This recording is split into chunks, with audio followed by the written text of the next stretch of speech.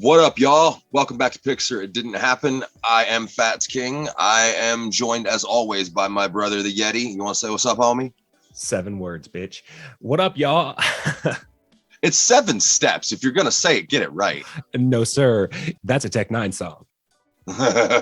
7 little words. But anyway. So today we are going to talk about... we're going to talk about Carl Panzram, but before we talk about that, I want to introduce our special guest for this episode. Hey, what's up, y'all? If you do not know this face, learn this face. This is Novls, the resident fucking murder screamer for Sky Swamp Orange. That's me. Screaming, and looking up stuff about murder, I suppose. Yeah, for this today, week, we're going to talk about a little muscly ball of murder and mayhem and general chaos. Yeah, like Novls and I were talking about this in the weeks in advance. Like, if there ever was a real life Joker that was on steroids and just got like mad ripped, sure, more so like just chaos embodied. There you go. Everywhere he went, chaos and discord follows. Period. Yeah. Yeah. So, again, who we're talking about? The guy's name was Carl Panzram. This was a long month of research. That's what this was. Oh yeah, it's loaded. The guy's whole story is loaded. Yeah. So, born in 1891 to dirt farmer, hold on. It's on the tip of my tongue. Polish immigrants. I couldn't remember where his parents descended from. They lived in a shitty piece of land in Minnesota. And if you don't know what a dirt farmer is, I mean, in nowadays terms, who would? They basically they really had a piece of crap land that barely produced anything, but it was just enough to keep their family alive. There were a few siblings Carl had, and this is such a small portion of his life. They worked him morning and night in his field and in his school, to the point that his schooling was too much and he had to just work in the field. Well, his parents were absolutely pissed when the law had changed, and it was like, you have to send your kids to school. And yeah, because that's a damn valuable farmhand that they just lost. Exactly. So then now at this point, I mean, this is self-proclaimed from Carl himself, but I do, he says that there were nights where he only got 2 hours of sleep because as soon as he got home from school, his parents sent him right to the field to start. Yeah, right to the field. Now, one of the common things that happens with all mass murderers or doers of evil, it doesn't always happen, but it's one of the things that kind of always happens. There's some kind of brain trauma early on. They got smacked upside the head's what happened. Well, thank you for just fucking layman's termsing it. Yep. That's exactly right. At some point in their early development, that they take a blow to the head, around the medulla oblongata, around the whole smart part of the front part of your brain, the part that makes you who you are. That's how you feel emotions and all that great shit. They all have one. Bundy, Gacy, Dahmer, they all have a story of something bad happened to their brain. Well, with Carl, he got a real nasty ear infection when he was a kid. And I can't imagine if the dirt farmers gave too much of a fuck about the doctor. So who was the one to take care of Carl's nasty ear infection? That'd be his father. Ooh, yeah. In their shack.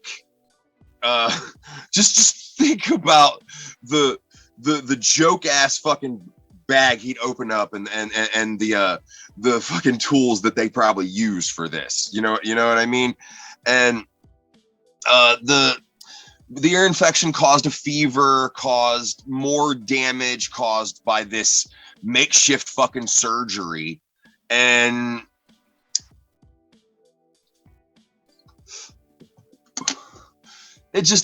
nothing good happened to this poor little kid from the time of being a poor little kid to this. To fill his time, he decided that stealing was a thing he liked. And very young to realize that one. Very young. If you want it, just take it. Like, there's a whole philosophy that comes from this, but in the beginning it was just, if you want it, take it. It got worse as he got older, but just kind of like refined it to a science. But anyway, so he stole some pies and some other junk and a gun, and the gun is basically what.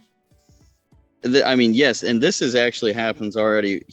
Before this, keep in mind, at 8 years old, he was already charged for being drunk. They didn't necessarily arrest him, but that was where his criminal record. Yeah. I forget. And think about this: at 8 years old, it's cute to be a drunk, I guess. Maybe in 1899. Well, you know, the barflies were. How else was he getting it? You know, the barflies, they were giving it to him because they thought it was cute to see little Carl wasted off his fucking ass. That right there comes back to bite him and them later. So he gets sent away to this reform school in Minnesota. I don't remember the name. Did you write down the name? I don't remember the name. Oh shit. Let's see. I have the second school written down, not the first one. I don't have the name of it, but yeah, this was a pretty screwed up place by his own admission here. Yeah, this was where he discovered for the first time sodomy. The warden of this reform school, he gave Carl a very, very, very deep going over before he was sent into the general population with the rest of the boys, who also had their fun going over with poor young Carl, because we'll get to who he was, but at this time he's still a small, gangly kid. You know, the world has just turned its ugly face on Carl Panzram, and like I said, the warden, he puts his nasty fucking hands all over him, and then he gets sent into with the other boys who also put their hands on him, and he learns this thought: might makes right. If the stronger are always going to do what they want to the weaker. That's it. Like fucking what, 14? That this is he's getting this kind of information. Yeah, this is like between 11 and 14 years old. He might not. I mean, this is actually just before 14. He was just 11 years old when they sent him into that first reform school there. Yeah. So he gets out of this reform school, because this wasn't the one with the painting room, right? That was the second one. Yeah, that was the second one after he stole the gun. Yeah.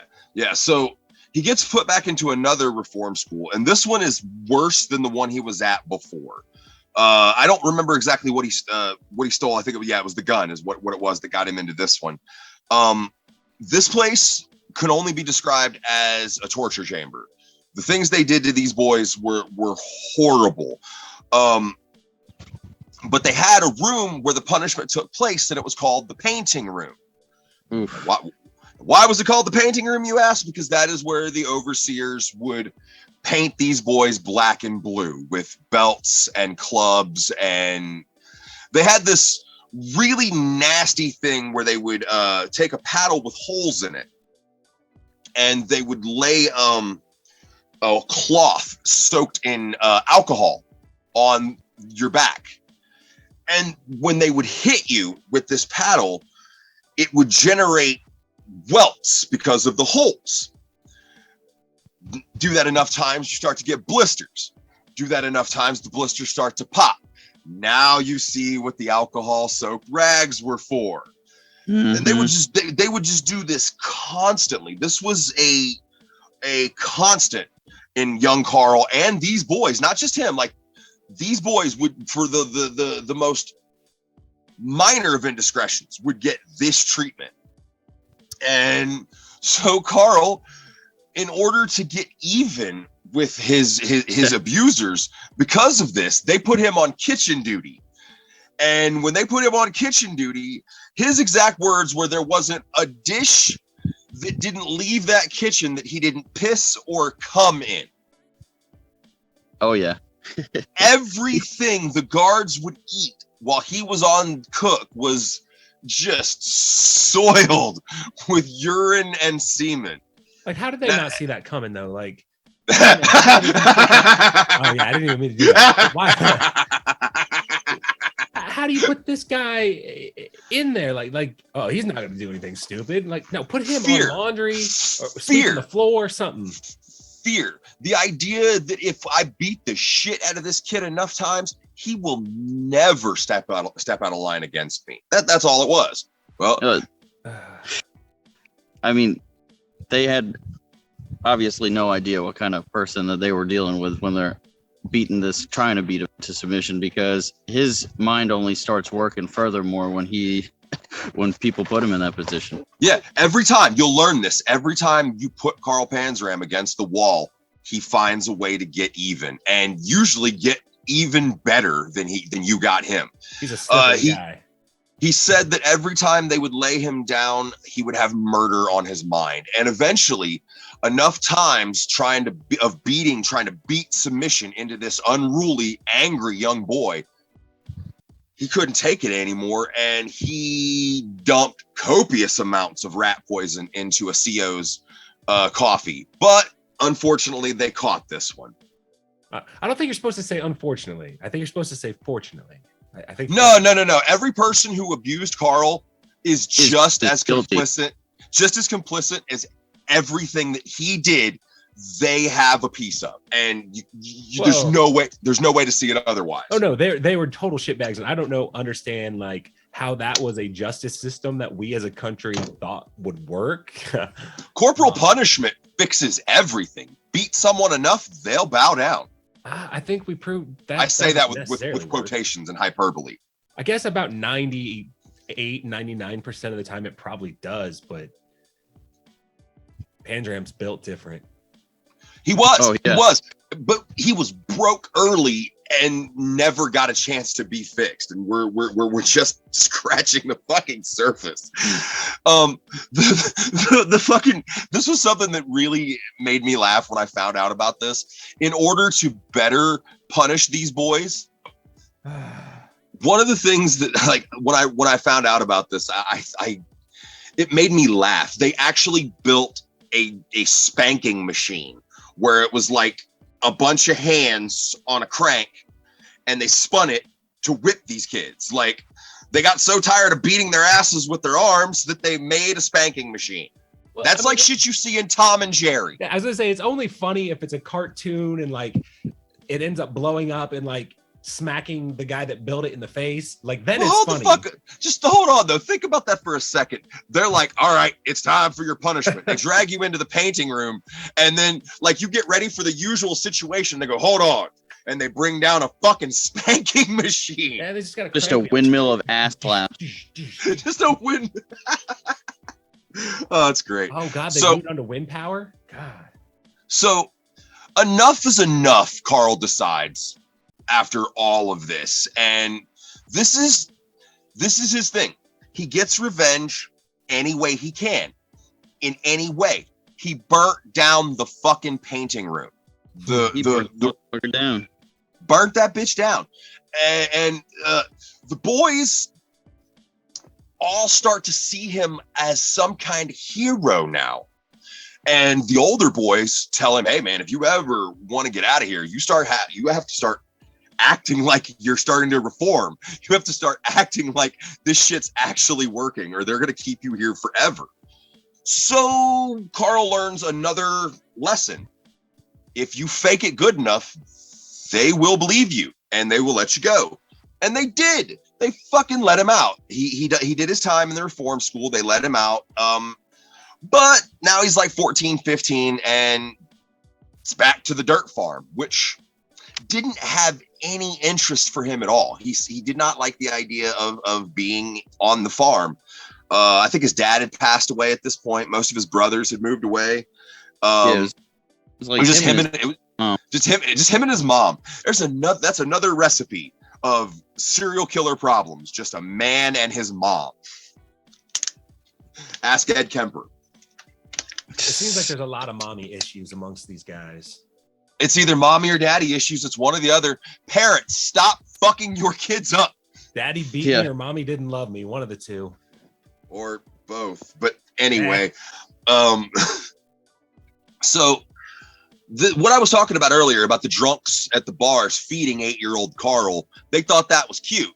Well, he's damn near a man now, and he's damn near a mean little fucking man.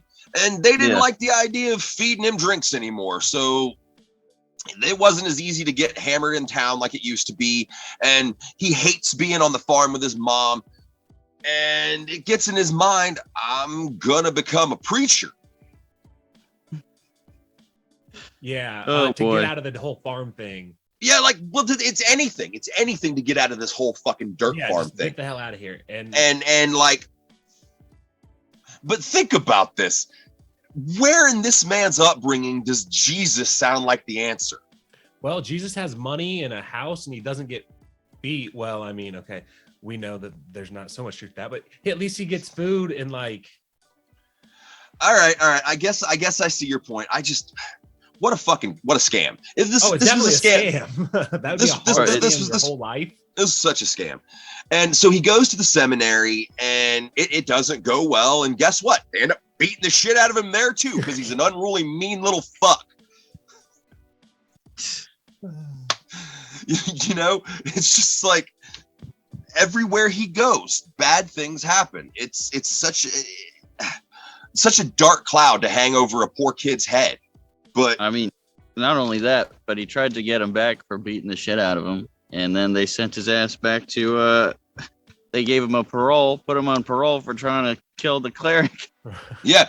This is the best part. When he pulled the trigger to try to kill this preacher, I don't remember his name.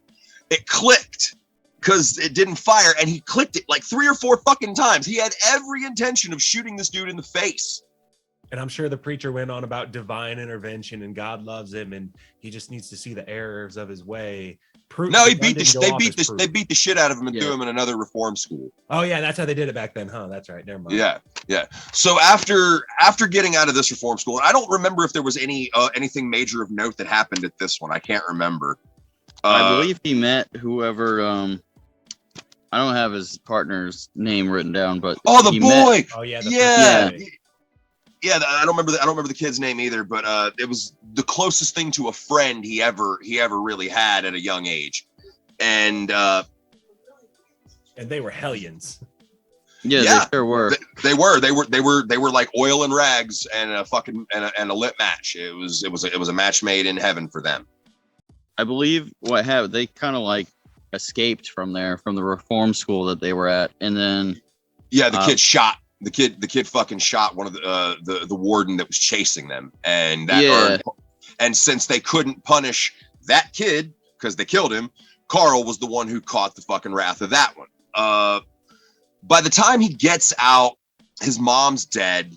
I believe he sold his farm. He decides the military. Maybe this will be the place for me. It's a bad drunk decision for him. It was not. It was not the place for Carl. Boy, there was right. It would have been perfect for Carl. There just ain't no place for Carl Panzram, is there? Not 1920 something. So when the military doesn't pan out, because again, he can't stop stealing shit. He can't stop being a criminal. He gets sent away to Leavenworth Prison. And that's a bad fucking place. Yes. That is a military prison. Now, this is, in fact, this is a quote from Panzram himself. He had said that any goodness that was left within him at all got smashed out during his time at Leavenworth. Yeah. So on top of routine beatings, because of course, routine beatings. They would make them carry the ball and chain like you see in the old fucking cartoons. Like that was a real thing you really had to do. Now, do you know what doing that to someone like Carl does over time? Actually, I know what it does. I have a picture I'm going to put up right now just for you guys, all right? Boom, and that's why.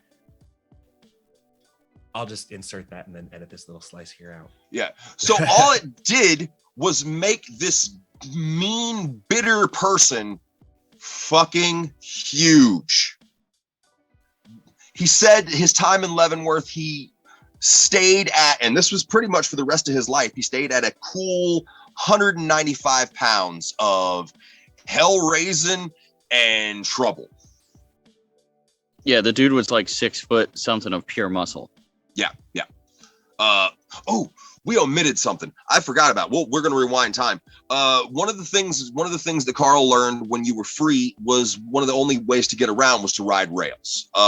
In riding rails, this was another lesson he learned the hard way. 4 hobos had their way with this poor kid for a whole night, and he learned. And this is his lesson.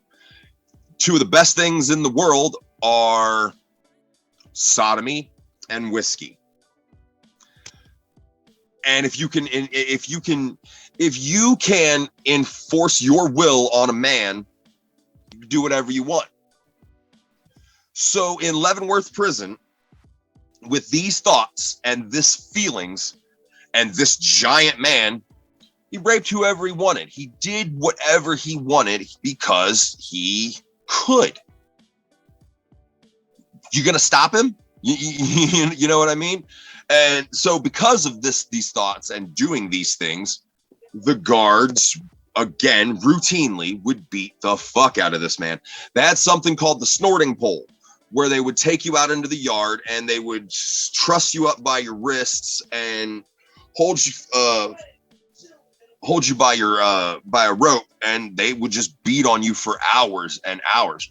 Why did they think they was reinventing the wheel?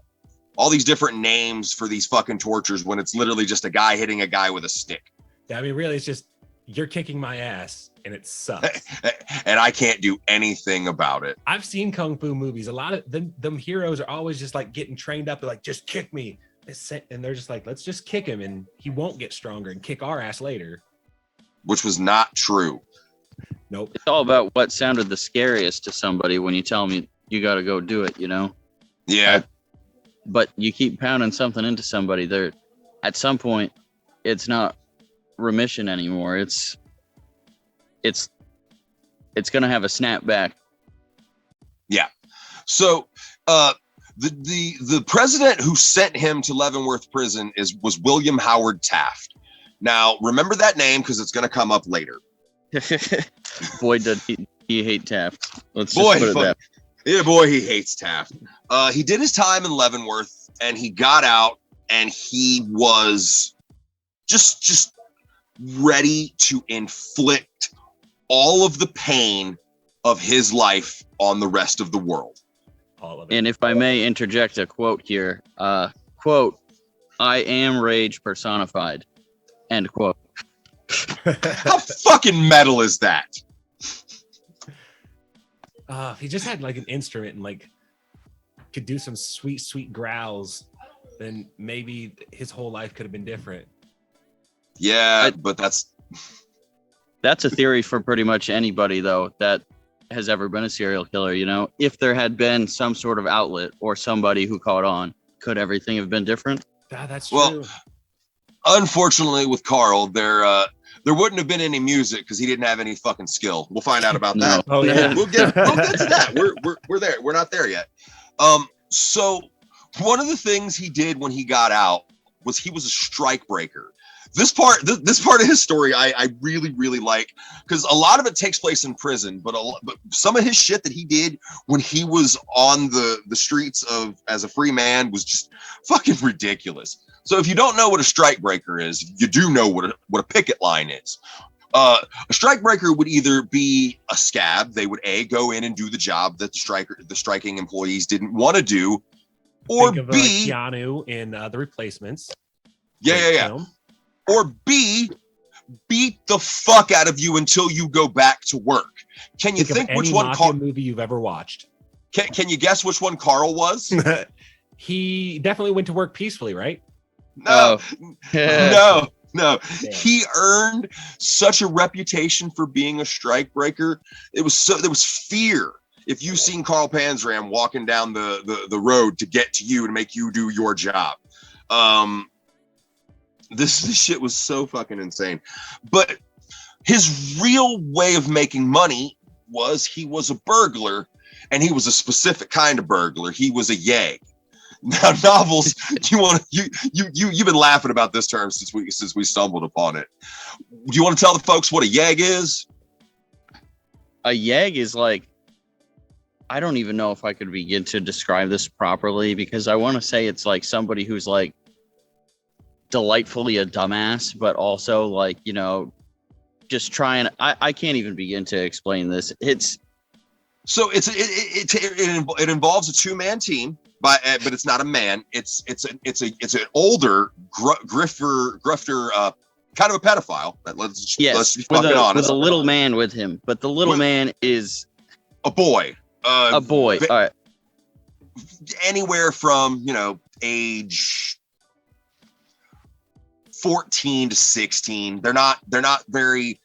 They're usually homeless. They're usually hobos. It's a kid who is down on his luck, and what they do is the yeg uses the kid to get into small areas that he can't get into to open up the house. I had my definitions mixed there. I thought the little kid was the yeg, and that all right, got that cleared up now. Yeah, the yeg. Now this is funny. The boy, his term is usually either called a punk or an Angelina. And the best part is nobody fucking knows why they're called an Angelina. They just are. Now, Carl and his fat boy. He loved this little fat boy. Oh, he loved the fuck out of this little fat boy. They made a pretty lucrative living busting in and out of houses to be a burglar, and all he ever did with this burgled money was drink it away. That's it.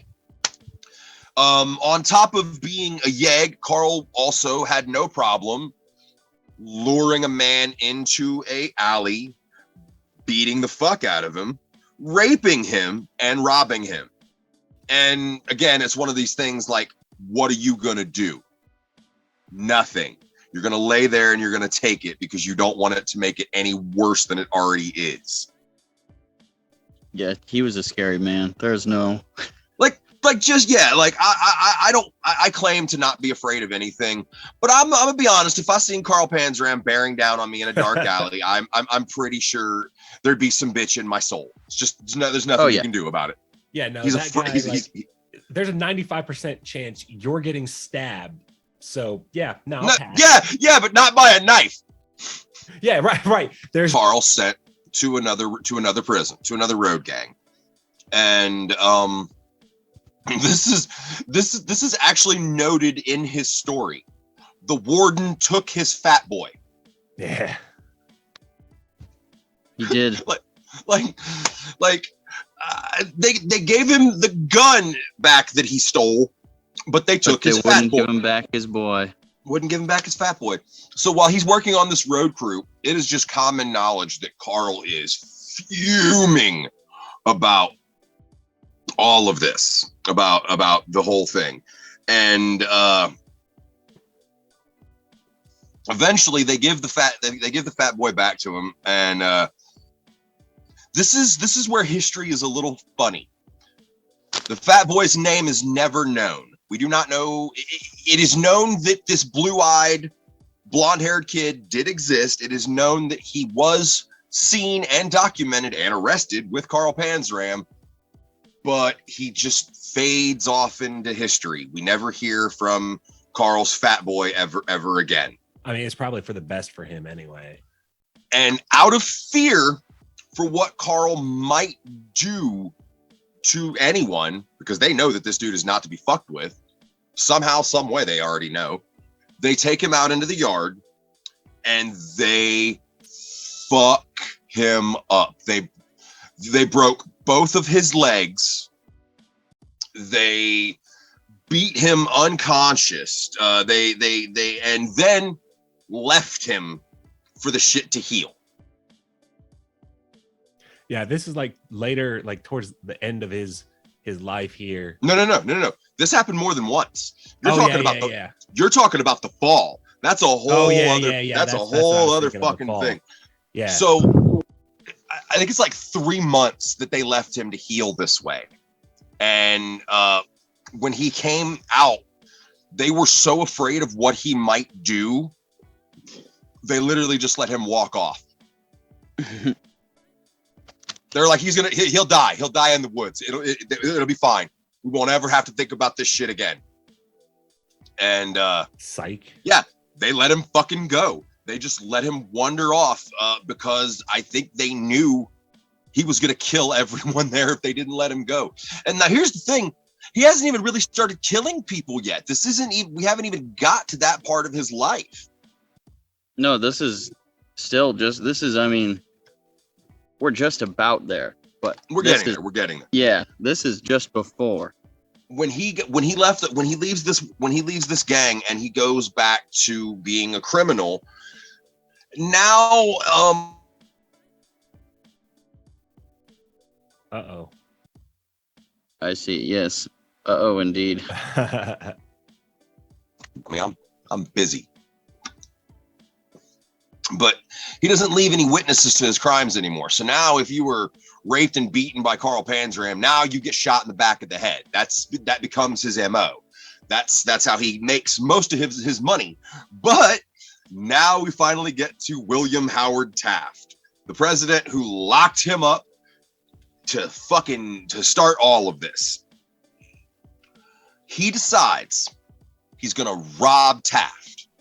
He's gonna go to where the ex-president lives now as a college professor, I think is what he was doing. Because hey, back then, kids, New Haven, Connecticut. There it is. That's what it was. Because back then, kids, when you stopped being a president or a politician, you had to go get a real fucking job again. Yeah, no lifetime salaries and permanent what is it? The Secret Service protection for life. Private speaking arrangements. Yeah, fuck off. Yeah. Anyway.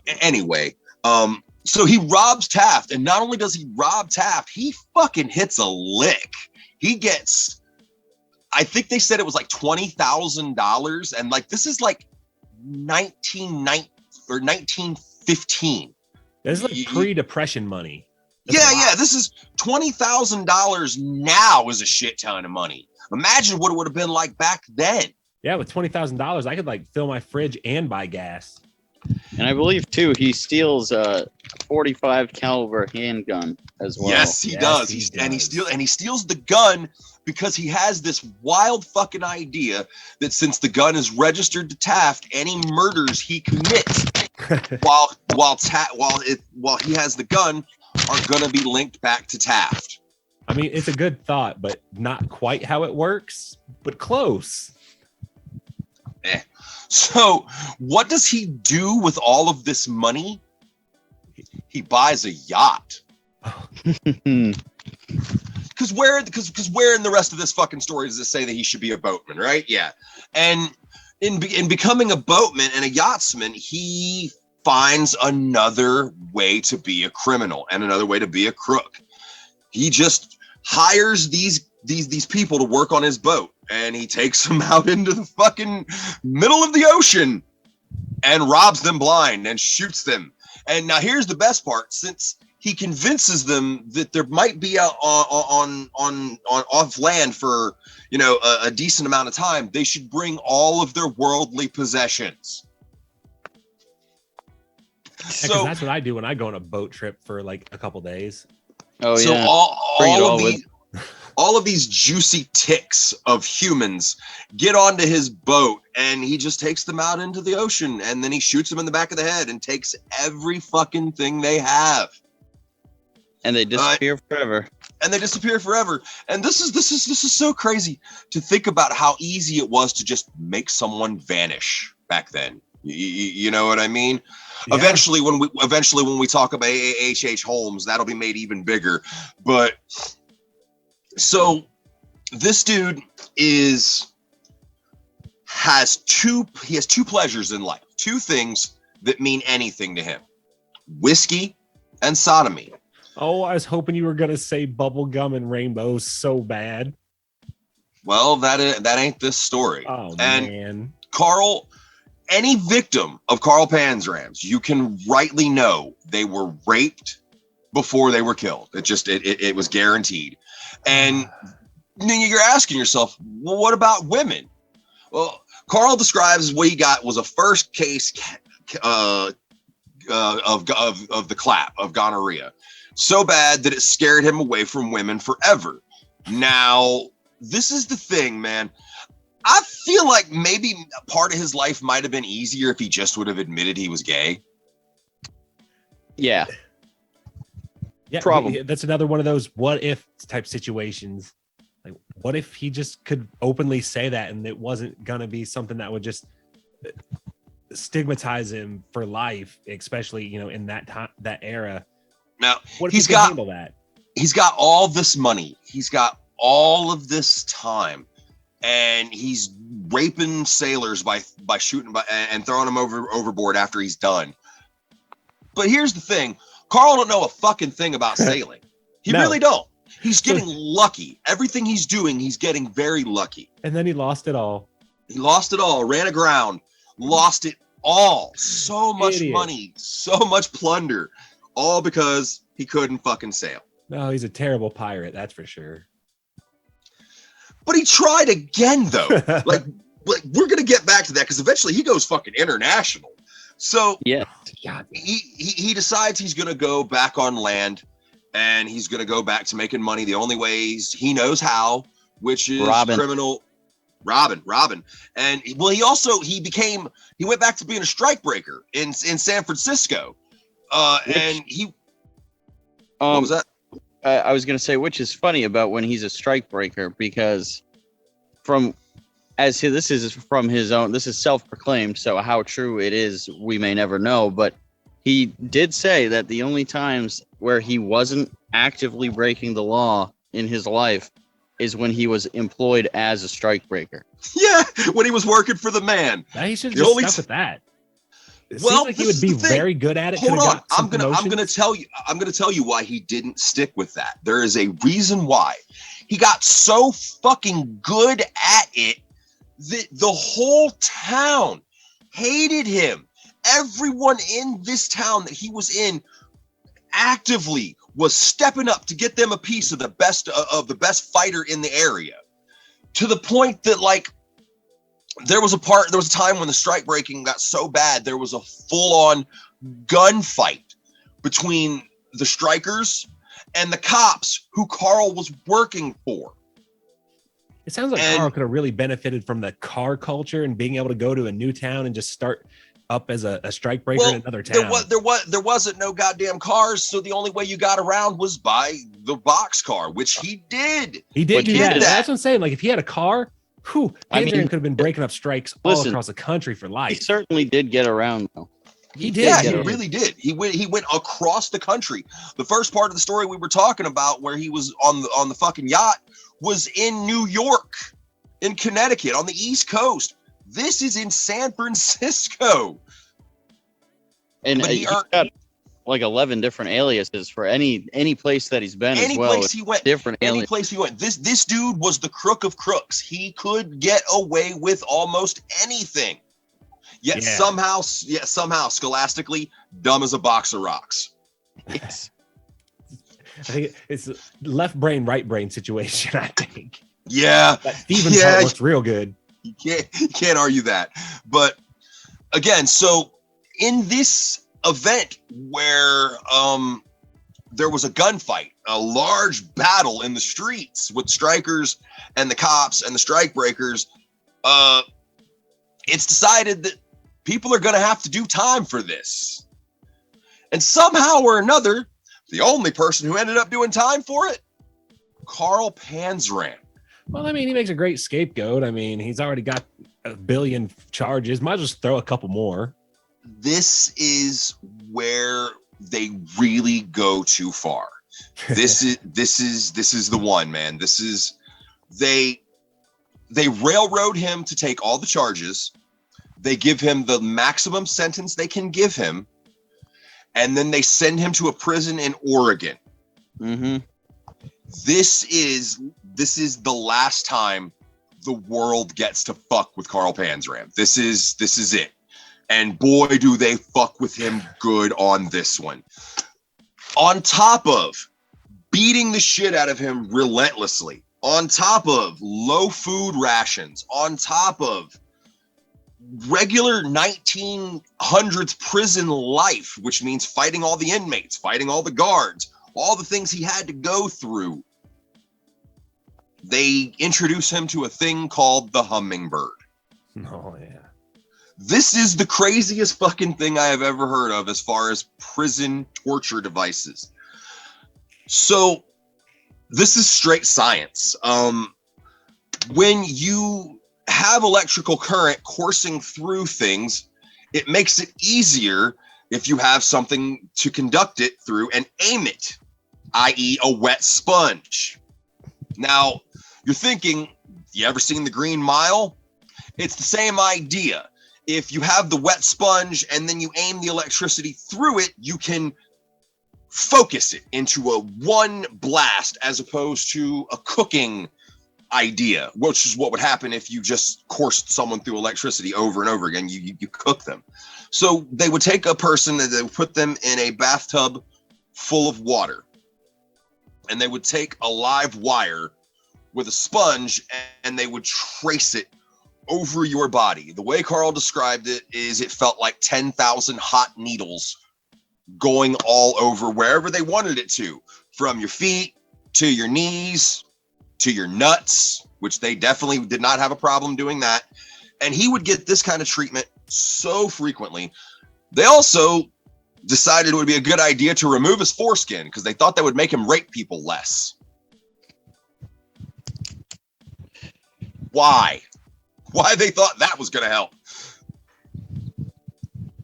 But anyway, so the warden who is in control of this, his name is John Mento. He has a head overseer that they call Vinegar. Vinegar. All these people I'm describing are comic book characters. It's so fucking crazy. Vinegar was a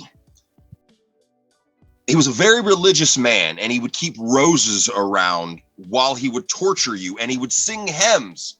He would sing Christian hymns while he was beating the fucking life out of you. If there was such a juxtaposition, just being able to see something like that is crazy. But that was not enough to break Carl. They still can't break this man. They still can't stop him from being who he is, which is a raping, beating, fighting, mean son of a bitch. That's what he is.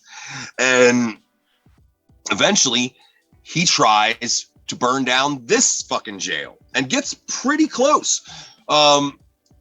He stuffs rags into all of the locks to keep the doors from being able to open. And like, I don't even know if his intention was to kill in this instance or to just cause damage. But boy, fucking did he. He did so much damage in this prison arson that they constructed a new place to hold him. Yes, a jail inside of a jail. A jail inside of a jail. They called it the bullpen. And in the bullpen, it was 23 hours of darkness, basically. And when you weren't in darkness, they would make you walk around in a circle. And if you fell out of the circle, they beat the fuck out of you. If you didn't keep up pace, they beat the fuck out of you. But this is crazy. So to get him back for trying to burn down their prison, they strapped him to a door and they turned a fire hose loose on him. What do they think they're doing other than just reinforcing the bad fucking behavior that this man is just known to commit. He hated being in the Oregon prison so much. He stated that he took such a special pleasure in reforming Oregonians. Anytime he ever had a chance to rape or murder a man from Oregon, he would do it just because. Yeah, he hated Oregon that much. Damn. They really put it to him.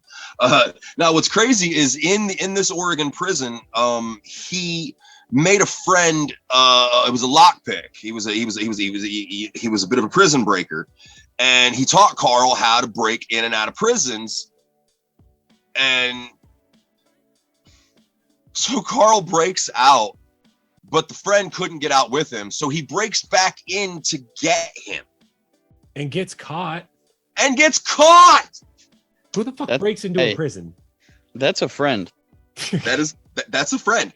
Paul, I love you. I am never breaking into prison for you. You would break in. I'm like, you dumb shit. I get out tomorrow. Good job. Yeah, he's right. Fuck. Anyway, also, Carl felt that the man might have been a little sweet on him, which he didn't care for. So he raped him. Yep. He broke back in for this guy to be a friend to him, and then ended up doing what he does to everyone. That's friendship. I don't want that kind of friendship. Carl Panzram is not my kind of friend. I don't think he's anybody's kind of friend. Really? No, not at all. So he gets out, he does his time in Oregon, and he comes out even worse than he was before. How's that possible? Don't know, but it is possible. And he's decided he's had enough of the United States of America. He can't do it here anymore. It's just not working. So what's he going to do? He gets another yacht.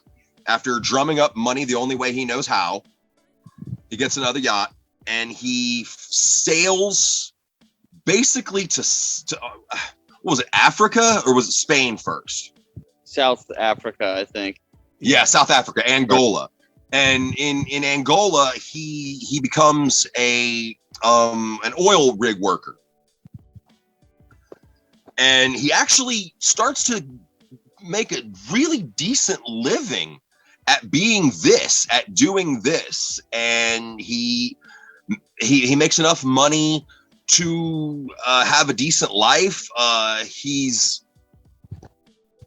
okay at acting normal-ish until he decides to himself, well, I guess I gotta prove whether or not I really am gay.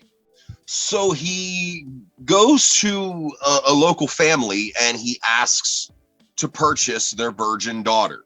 I think this girl's like 10, maybe 12. This is not a good. This is not good. These are not good stories. Please don't think that I'm glorifying any of this. But so he tries, but he decides, no, this girl's not a virgin. I want your other daughter. I know she's a virgin. So he brings who's even younger, by the way. Who's even fucking younger, by the way. Ugh. Grotesque. Yeah, fucking. This is a thing is kind of fucked up in general. The parents are fucked up here too. Yeah, the parents are just as evil in this. Let's not forget that. So he tries with this 8-year-old girl because I guess he thinks that maybe if he can have a wife, that he can have a normal life in Angola. And like, nope, doesn't work because he's gay. This is not gonna work. And if I remember what I read correctly, he ends up just brutalizing this poor girl. Her screams were heard all night. It didn't go well, and he decided right then and there he was done with women forever. Which, you know, I think he already fucking knew. I don't know. I really don't understand why this last one needed to happen, because it really didn't. We were talking about this. I don't really feel bad for any of the men, any of the grown adult men who he victimized and went through, because who gives a shit what happens to men? But just there were kids. There were certain stories that were kids, and it was just like, it was so fucking hard to read and listen to.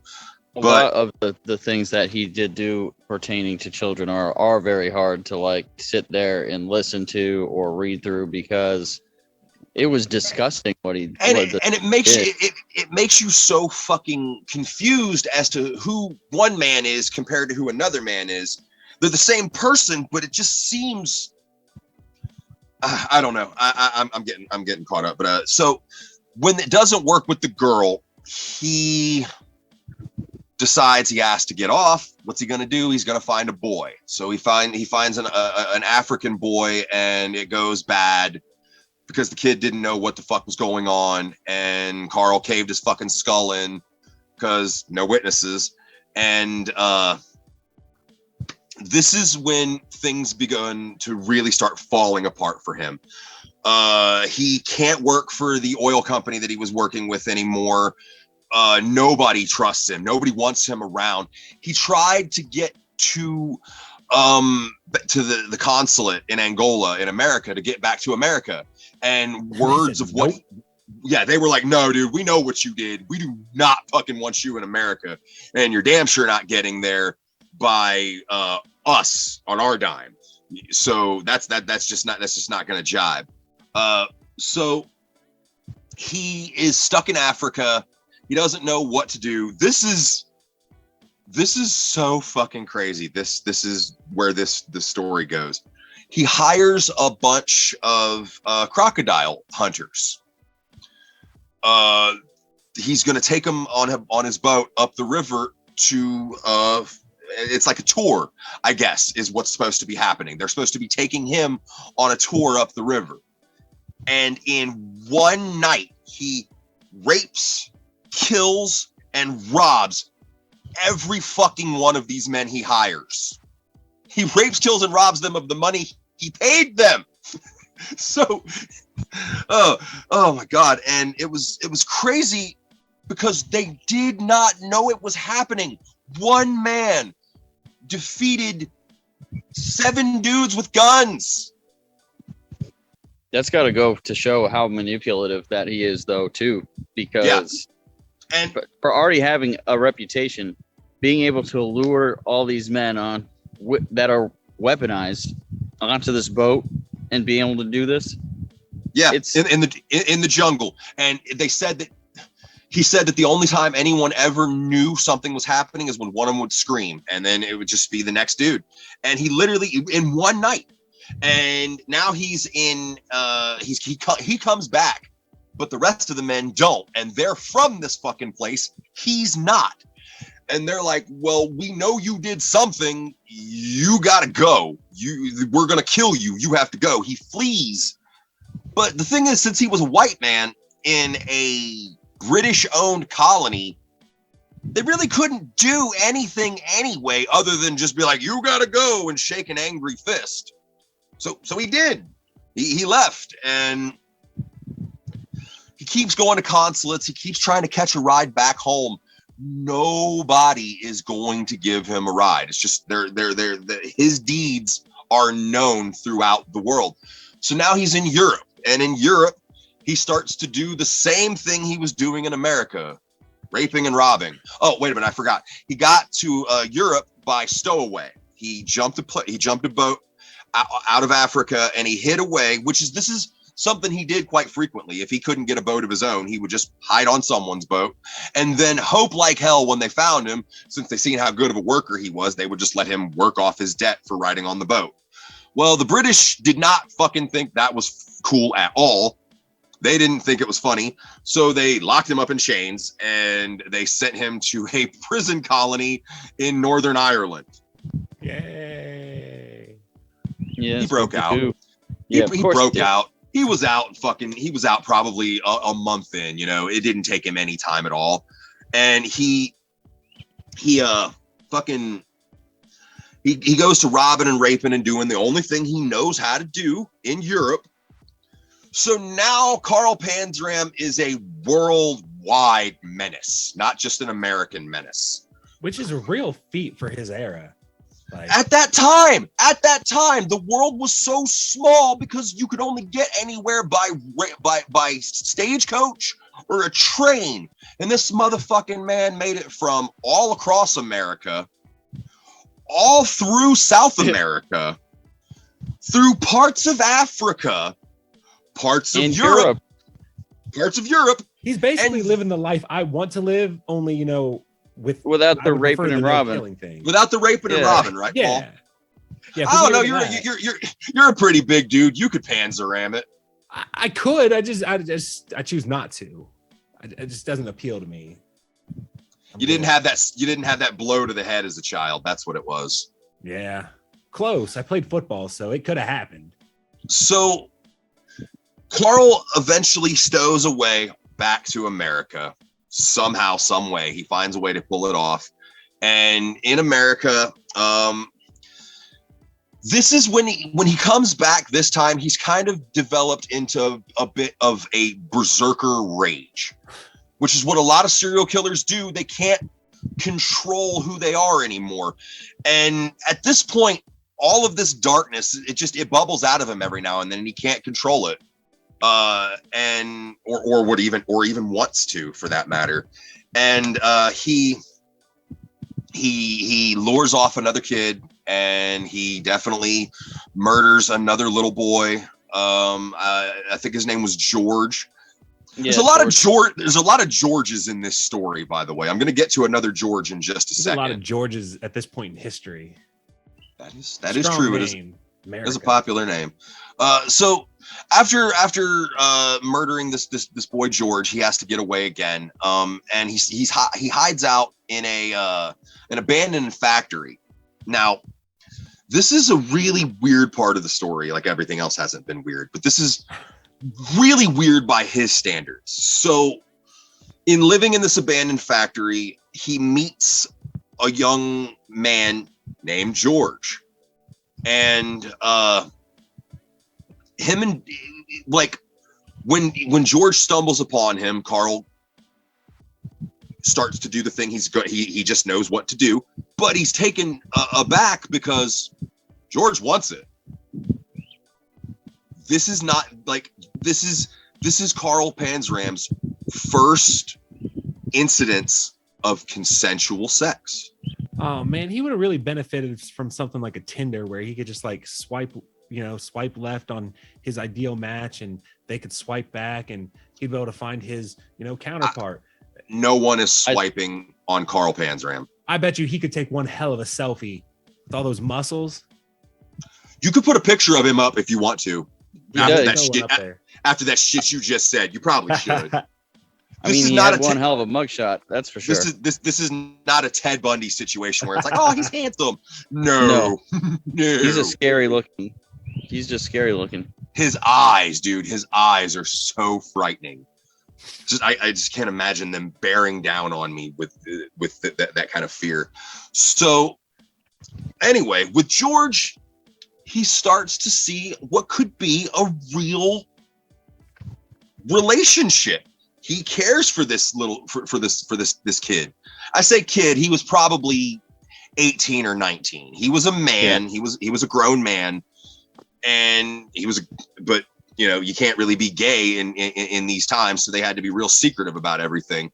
But Carl he can't learn his lessons. So what's he get? Another yacht, another boat. Because boats, I don't know why this guy's so obsessed with water, but so he's robbing and he's raping and he's doing his thing, but George doesn't know about it yet. He hasn't told George how they make most of their money. Just knows that they're living a good life going up and down the river on this fucking yacht, and no. Yeah, little unbeknownst, little did he know. So eventually he decides to let George in on the scam, but it does not go the way he wants because George is a pussy, and he's now completely afraid of the man who he thought he was in love with, to the point that while Carl is on land trying to get some supplies, He jumps off of the fucking boat and swims for the next state. That's a long goddamn swim. When he gets out of the water, when they pull him out of the water half drowned, he tells the first fucking cop he can who and what he is and what's happened and what and where they can find the goddamn body. And it's just like, he's got so many aliases at this point. He's broke out of so many prisons. Eventually, somehow, some way, he's gonna get caught, and all of this shit is going to finally catch up to him. And it did. With George, with his chance at normality, it was kind of the last time he was able to taste freedom. So he is his alias, Captain John O'Leary, is now known by the cops as well as his real name. He's a wanted man. He's been wanted up and down the country. And the thing is, when he first started, because policing was very disorganized, because it was easy to just disappear with a fake name, they didn't really put two and two together of who these people are, what they're doing, you know, and it's finally put together who he is, how many sentences he actually has. And when he's finally arrested for this crime, now that they've got him in custody for killing this man, they start putting two and two together, and they pin two more boys on him, and they pin so many fucking jailbreaks on him, and so many other murders, and so many other things, that it's finally decided this dude's never going to see the light of day again. His time as a free man is over. But that don't work. But that don't work for Carl. They sent him to a prison that they basically called Alcatraz before Alcatraz existed. I don't remember the name of it. Did you get that in your notes? Because I forgot that one. So I don't remember the name of it either, but I do know this is a place where a lot of the guys that are famous for being at Alcatraz were there first. Yeah, this was like the America's like first real supermax prison, if you get what I'm saying. This is a place that was supposed to house the worst of the worst. This is where he was locked up in the basement there with a couple of the other guys, right? Like Robert Strauss down there. Yep. So in this prison, he didn't see any humanity. Like, of course he didn't. Of course, this was the place where it was decided he'd spend the rest of his days. Well, that didn't work for Carl. And so he decided to make a ladder. And he built this ladder. And again, how we said, he was really good at certain things, but not good at other things. No. One of those things that he wasn't really good at was carpentry. Yeah, he was not an engineer and understanding like the complex physics that would be needed to create a sturdy ladder for what he needed to do. Okay, so yeah, carpentry, not Carl's strong point. He fashions this ladder. He takes it out into the yard. He gets about 40 feet up, and it fucking breaks. And I remember the name of the prison was Dannemora, by the way. It was called Dannemora. It was called Dannemora Institute. And the reason why I remember it is because on top of being a prison, when they got done breaking you and beating the fuck out of you, they would send you down to the to the mental institution that was literally across the fucking street. So at all times, there was screams. There was always someone screaming in Dannemora. It was always happening. Now, why is that important, you ask? After Carl fell 40 fucking feet and landed on a concrete step, breaking both of his legs, both of his ankles, his hips, and the only way they could describe it was he had a rupture, what they described this as. A rupture. A hernia so bad that basically some of his internal organs were hanging in his taint. Mm-hmm. Holy fuck. So for 3 days, he screamed and screamed and screamed, but no one came to help him because You know, inmates are always screaming in Dannemora. And they didn't like him. His reputation followed him to this prison. They knew who he was because in an instance when they were beating the shit out of him, they asked him what his real name. They asked him what his name was, and he forgot his fucking alias, and he said Carl Panzram. So now they had him under his real name. By the way, finally, and yeah. So this fall just fucking wrecked his whole existence. They put him in a hole for a year because they didn't think he was going to survive, and they didn't give a shit if he survived. It didn't bother him at all. So his legs healed incorrectly. His rupture never got dealt with at the time, and he was a shell of his former self. He couldn't do anything like he used to. But finally, he's transferred to another prison.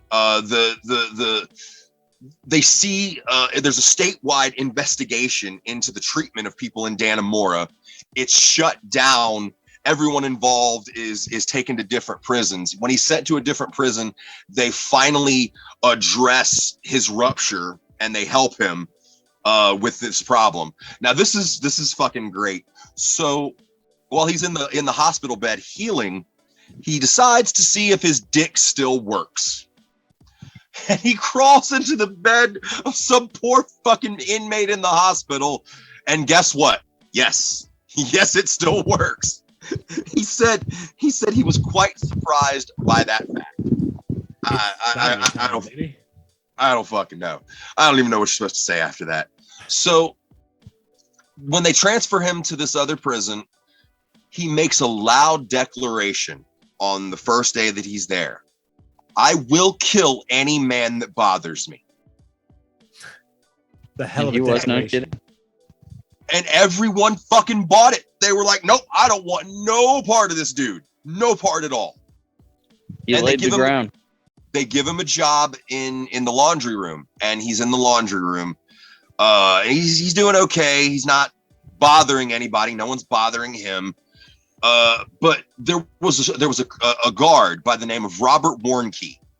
Robert Warnke was a piece of shit. He was a grand wizard of the Ku Klux Klan. So we don't give a fuck what happens to Robert Warnke first and foremost. But through enough time of being the guy to bother Carl, which why the fuck would you want to? One day Carl sees that there's a washing machine that's been sent to be assembled. But before it's assembled, it's just 10 fucking iron bars in a bag. So he picked up the bar and he killed Robert Warnke. He beat this motherfucker to death. And this was the last straw. This was it. It was finally decided. He killed a cop. He's got to hang. He's got to hang. Now, in the time... It's crazy it took that long. Oh, yeah. Right? Out of everything else he did, it was finally killing a cop that was the last fucking straw. It's weird how that was the thing that really sent him over the edge, isn't it? Weird how that's always been a thing. But in the time frame of him being on death row, he meets a prison guard by the name of Henry Lesser. The only reason why we know who Carl Panzram is because him and Henry Lesser strike up a friendship. I guess you would call it a friendship, where Carl tells him his entire life story. There is a book called Killer, the Panzram story, and I wanted to read it, but I wasn't spending $250 fucking dollars for a book. Say what? Yeah, it's a pricey book. Wow, I bet you they got a PDF form somewhere I can download for free. Where's my Pirate Bay at? I went fucking looking, but I couldn't find it. So I found a couple other decent sources. Now, Killer is good because it is literally Carl in his own words. If you get a chance to read it, if you ever do, read it. But anyway, in striking up a friendship with Henry Lesser, Carl basically dictates his memoirs to this prison guard. And that's the only reason why we know who this man is. Like, that is literally the only fucking reason why, is because Henry Lesser shopped these memoirs around for like 30 years after Carl died just to get them written. But this is one of my favorite parts of the story. So when he's on death row, there's a movement sweeping across the nation to be doing away with corporal punishment. State sanctioned execution isn't okay. And every person who writes Carl to get his story so that they can use him as an example of someone who doesn't need to be killed by the state, he would write them a letter back telling them all the things he would do to them if they stopped his execution day. Yes. He ready to go. Was an argument for why the corporal punishment should still be around. He would fight for it. You're right. You're right, Paul. He was ready to go.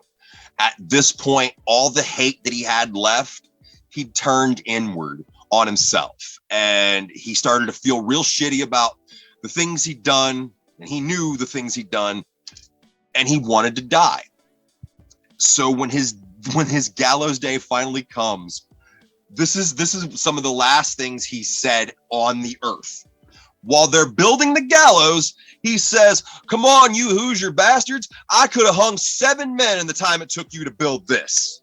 Because he was in Indiana when he died. And then there we go. This is the final straw. This is the best part.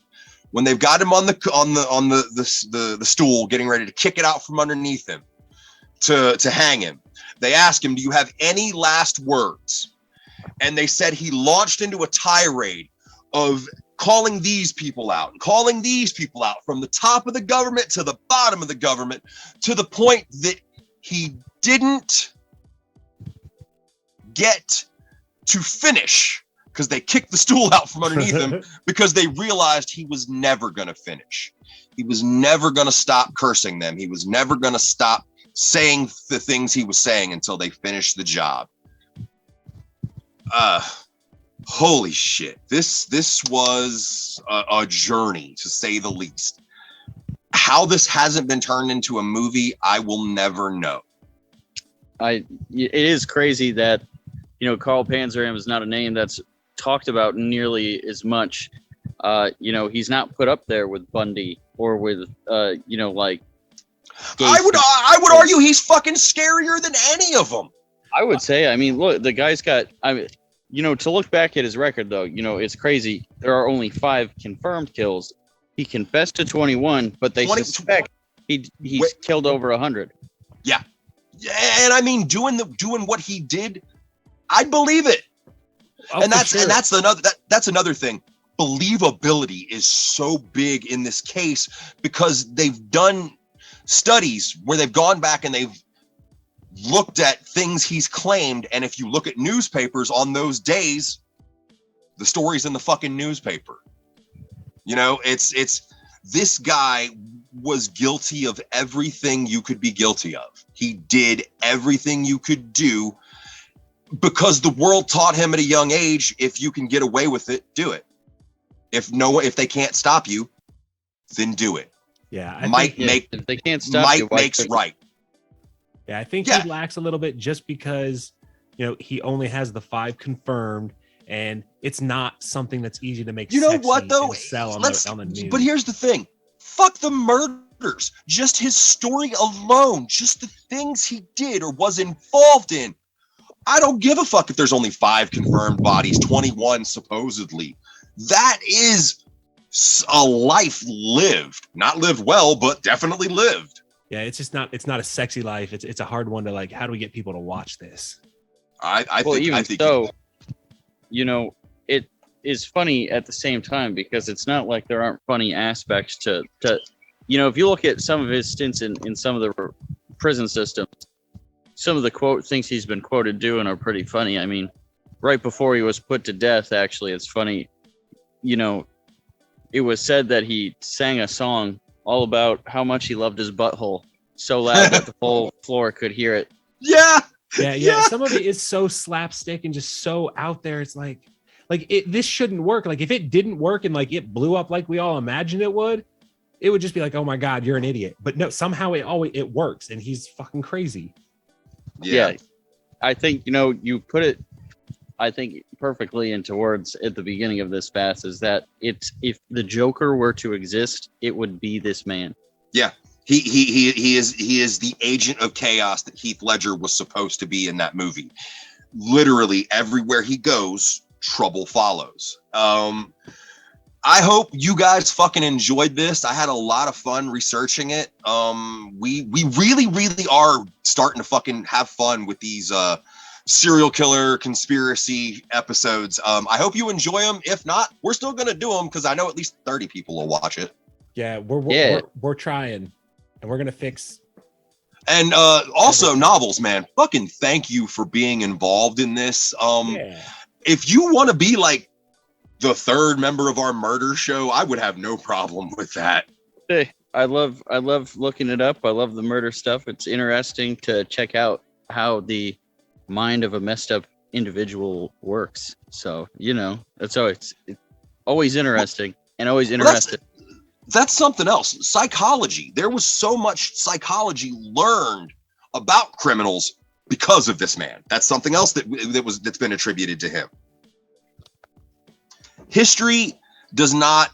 I don't know. I don't. I'm not saying that this guy like should be venerated, but like everybody talks about Gacy. Everybody talks about Dahmer.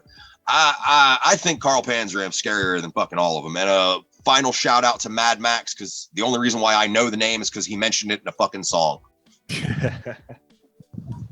Well, you guys, we're gonna wrap this one up. We promise we're gonna do better next time because that's what we always try to do. And I think we did pretty fucking good. Yeah, but we're gonna do better next time because that's just that's the journey we're on. We hope you guys will subscribe, like, follow, do all those things so you can check out the next episodes and all the stuff that we have planned for you guys. Make sure you follow us on here, hit the bell, all that good shit. Hop over to Instagram. You can find us Picture Didn't Happen Official. I'm at Yedi Night. Got Fatz at Fatz King over there as well. And you can check us out on Facebook because we still use that old technology because it makes sense. And the other ones just feel like a cesspool of awfulness. So we'll catch you on the next one. Peace. Peace. Oh.